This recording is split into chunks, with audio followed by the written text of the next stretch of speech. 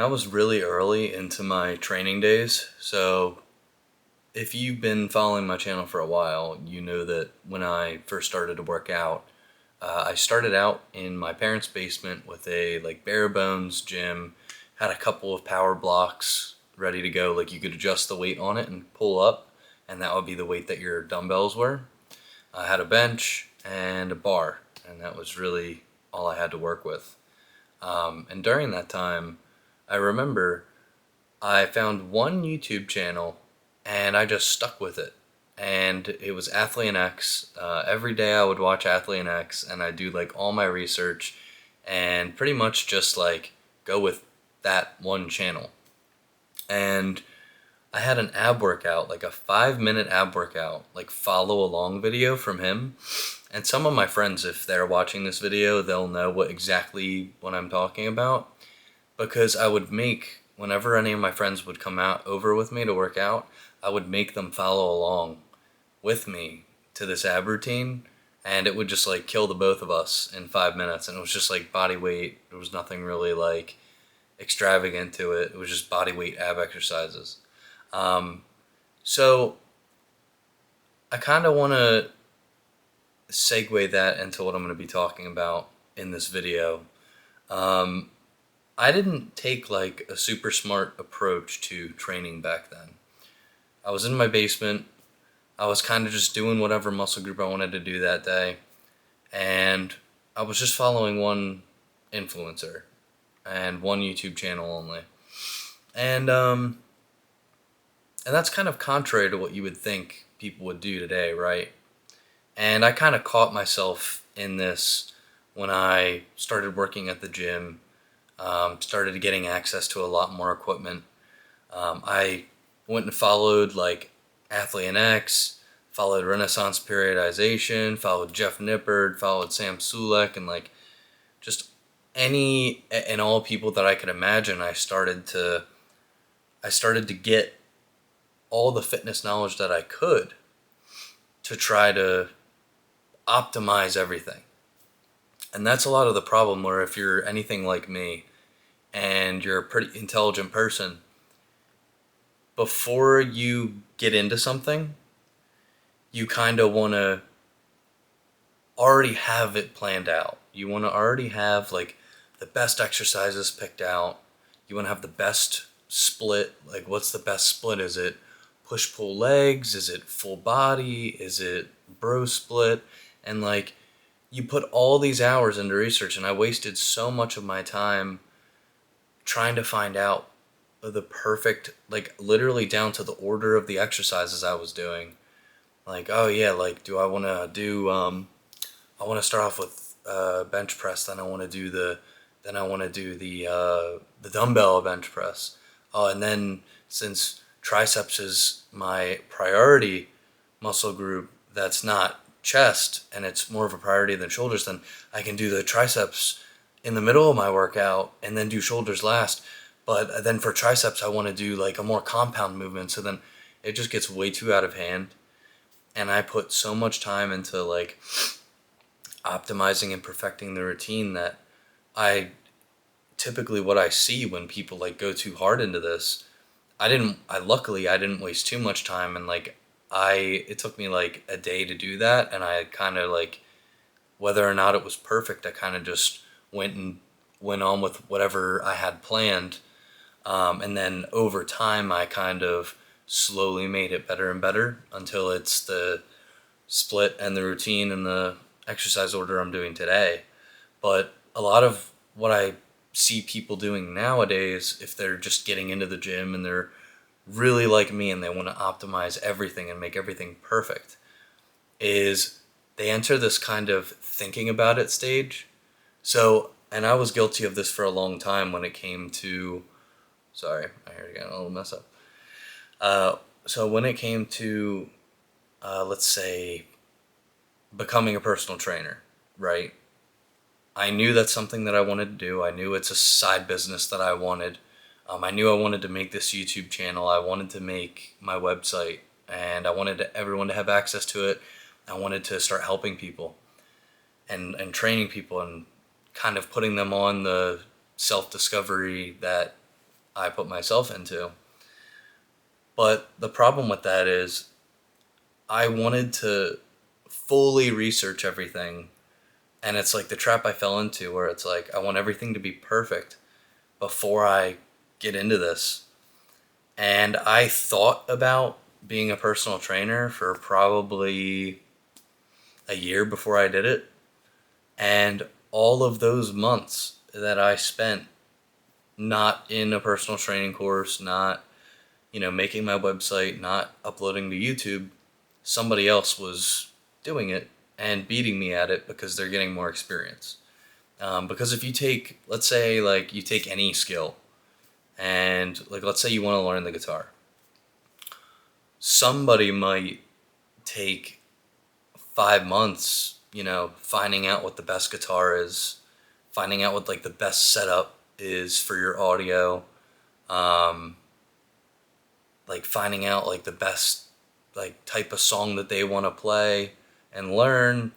And they might, like, try to go hire, like, somebody to help them, like, learn and, like, go into the thought of it and, like, the theory of it and everything, when the other person that they're competing with could have just ordered some basic guitar and started practicing right away instead of figuring out all this stuff. And who would be better at playing the guitar 6 months in? The person who's thought about it for 5 months and it's their first month playing, or the person that kind of just went into it no holds barred and has been playing for the last 6 months. They maybe waited a week for their guitar to get there, or maybe they went to the store and picked one up right away. Um, and I think you can kind of apply that to, the gym, starting a business, really anything in life, really. And it's kind of a bitch move to, be thinking about something for such a long time and really not take action. Because you learn as you go, right? And I feel like a lot of people get way too perfectionist and way too, like, what is optimal when they're starting to get into fitness or they're really getting serious into it. And the fitness industry really doesn't help because, like, in all these channels, it's, what exercise is best for chest, the the tier lists. Like, there's channels out there that do, like, tier lists of exercises. Like, oh, these exercises are S tier. Like, you got to put them in your program. And then, like, oh, these are A tier. I wouldn't really recommend them. So, like, for me, if I see a video like that, I'm like, oh, well, I'm just going to use the S tier exercises, and I'm not going to use any other exercises. And that's a whole prior problem in and of itself, because now you're not trying out different movements. Like, what if there was some, like, Jeff Nippard A tier exercise or even B tier exercise that, you know, would be really good for me, and that, in another timeline, had I done that exercise, like, I would see massive gains in the gym, because that exercise is just right for my body. It's very good at, like, progressively overloading it, and just feels right for, my length and my size. Then I'm good. My length and my size. That sounded a little suggestive, but you get the idea. Um, so the type of person I am, I see, I see a tier list and I'm like, oh, I just need to do all S tiers because I want to do the best exercises. If I just do the best exercises and the most optimal thing that this guy's telling me to do, then I'm obviously going to have the best gains, right? And that's not the right approach to have with it. Um, and I see so many people follow so many different influencers. So, like, and that all have different kinds of philosophies and what they think is the best way to have the best results. So, like, Renaissance periodization and Dr. Mike might be preaching one thing. Jeff Nippard might be preaching another thing. Lyle McDonald might be preaching another thing. So it's like you have all these different, and, like, Johnny Shreve might preach another thing, and just all these different sources of information that, they might have different philosophies and ways that they go about doing things. And somebody like me, you would think that having the intelligent way of going about it would be, I want to listen to all these different people, and I want to put as much research into it as possible, and I want to take the best from each of them and make it my philosophy. And what I say to that is, some of their philosophies might straight up be contradicting with each other. And then in that case, if you're trying to do Jeff Nippard's thing, and then you're trying to do Johnny Shreve's thing, and if even if you don't know that those two things contradict each other, now you're at square one, because you might have went back and then went forward listening to two different people. So an actionable step that's worked for me that I would tell you to do right now is listen to one person. Pick one person to kind of model your routine on, model your program on, implementing their philosophies into it. Maybe me if you've been watching my channel. But pick one person for 6 months. If you could see yourself doing their type of gym program, their type of philosophy and way of going about training, try their way for 6 months, then try somebody else's way for 6 months. That way you have a little bit more of a gauge if what they're preaching is truly working for you.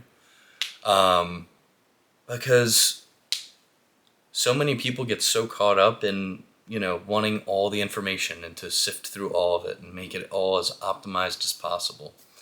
And for me, it's just, and it gets to a point really where you're so focused in and honed in on having the perfect routine and the perfect split and the perfect amount of sets and reps and everything, that you don't just focus on your fucking training session, right? I have this perfect split, and I have this perfect the perfect order of exercises that I want. And it's only just recently that I've now, training close to failure is something I've kind of always preached, because most people, they don't, especially newcomers, they don't really gauge their proximity to failure great, and they're more likely to underestimate than overestimate. So I always train as close to failure as I can, because I would rather be training I'd rather be training closer to failure than not. So if I never understood the reps in reserve shit. So and I don't think it's really great for the general population. I think if you're very well tuned on your proximity to failure, and you're very well trained, then I think that's something that could benefit you. But if you're like me and you want to keep things simple, or if you're someone that's new to the gym, somebody might think that they're two reps away from failure, when in reality they're 5 or 6 away from failure, and they could have kept going. I would rather be the guy that's thinks they're at failure and I'm really 1 or 2 away from failure, than think I'm at I think I'm at 2 reps in reserve maybe, but really I had a whole set's worth left of reps in the tank. And that's just kind of something that I preach, just in general. And I don't really know where I was going with that, to be honest. It was just kind of a tangent that I went on, but maybe another good thing from someone that that I could be your source of information for. So, and that's something that I preach to all my clients, train close to failure, keep everything simple in the gym, because if you tell someone to train close to failure, they're going to push themselves, but it's unlikely. Obviously you gauge, the person and how well trained and well experienced they are.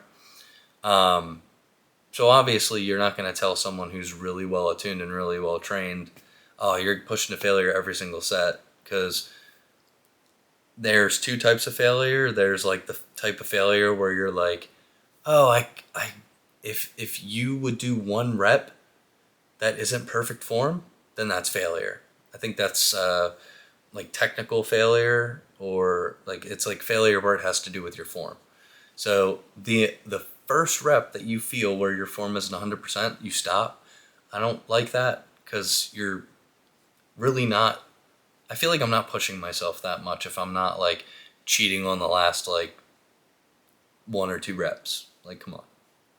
So I go for kind of a more towards muscular failure, where it's, you can feel the rep slowing down and you're really grinding it out, and you're barely able to get it, and you get it, and then you're done. Because I don't train with anybody as of right now, so I don't really have a spotter. So I can't really go to true like muscular failure where I can't even get the bar up, because then it's like I might have to sit there for a minute, regain strength, and then push back up, or I'll have to like yell out to someone like, help me, help me. So I'm not really a fan of doing that if I don't have to. So actionable step right now, don't get so like don't get so tied up on the perfect exercise and the perfect routine. Whatever you think is going to make you the most consistent, go with that. So if you're new, or if you want to try something new, and you want to try push pull leg split, don't go down the rabbit hole of doing 6 hours of research figuring out what split's the best. If you think push pull legs for you is going to be fun, and you're going to be able to go and do it, go and do it. Don't wait. Don't think about it. Just go and do it. Don't necessarily do you want to typically do your compound movements for your isolation movements? Typically, yes. But don't get so into, what exercise. Oh, should I do my military press before I do my lat raises? Like, don't get super into that and start contradicting yourself and start confusing yourself. It's not going to help.